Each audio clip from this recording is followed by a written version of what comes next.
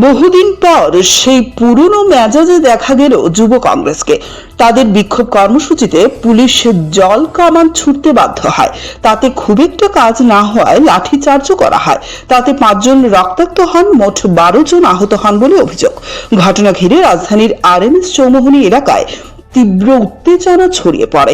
বিভিন্ন ইস্যুতে আন্দোলনে নেমে যুব কংগ্রেসকে দীর্ঘ সময় পর সেই পুরনো মেজাজে দেখা গেল। সোমবার তাদের বিক্ষোভ কর্মসূচি ঘিরে রণক্ষেত্রের রূপ নেয় রাজধানীর RMS চৌমুহনী এলাকা। লাঠিচার্জ থেকে জল কামান সবই প্রয়োগ করে পুলিশ। শেষ পর্যন্ত আন্দোলনকারীদের অস্থায়ীভাবে আটক করে অন্যত্র সরিয়ে নেওয়া হয়।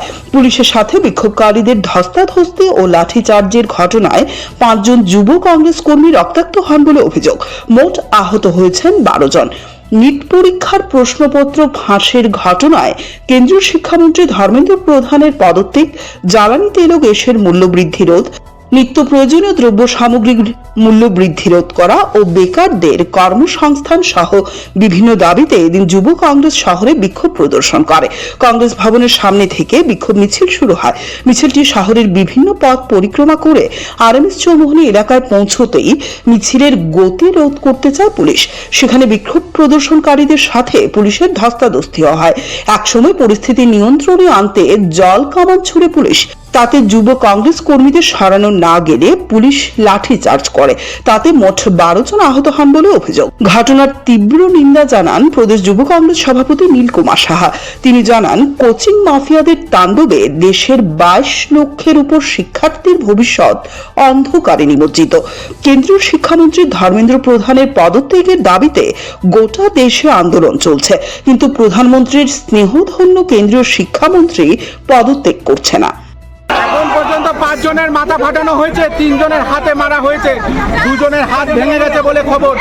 পুলিশ আজকে দলদাসে পরিণত হয়েছে। আমরা শান্তিপূর্ণভাবে এই রাজ্যের মুখ্যমন্ত্রীকে জিজ্ঞেস করতেছিলাম যে 50,000 চাকরির কি হলো।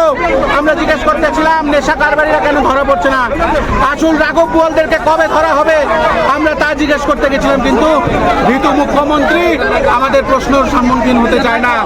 উনি বেকারদেরকে আজকে রাস্তায় নামিয়ে নিয়েছে। এই রাজ্য নেশায় আগ্রস্ত হয়ে গেছে।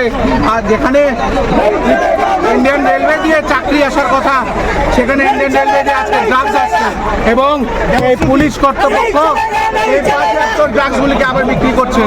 আমরা দেখেছি। এই আন্দোলন জারি থাকবে। প্রধানের ইস্তিফা চায় যুব কংগ্রেস। শেষ পর্যন্ত পুলিশ বিক্ষোভ প্রদর্শনকারী যুব কংগ্রেস নেতৃবৃন্দ ও সমর্থকদের গ্রেফতার করে অন্যত্র সরিয়ে নিয়ে যায় এবং পরিস্থিতি আয়ত্তে আনে। এদিন পুলিশের হাতে গ্রেফতার হয়ে যুব কংগ্রেস সভাপতি জানান, তাদের আন্দোলন আগরতলা থেকে শুরু হলো। গোটা রাজ্যে এই আন্দোলন জারি থাকবে। এদিন যুব কংগ্রেসের এই আন্দোলন ঘিরে শহরের বিভিন্ন রাস্তায় যানজটের সৃষ্টি হয়, দুর্ভোগ পোহাতে হয় সাধারণ যাত্রীদের। ব্যুরো রিপোর্ট, সিনে টিভি।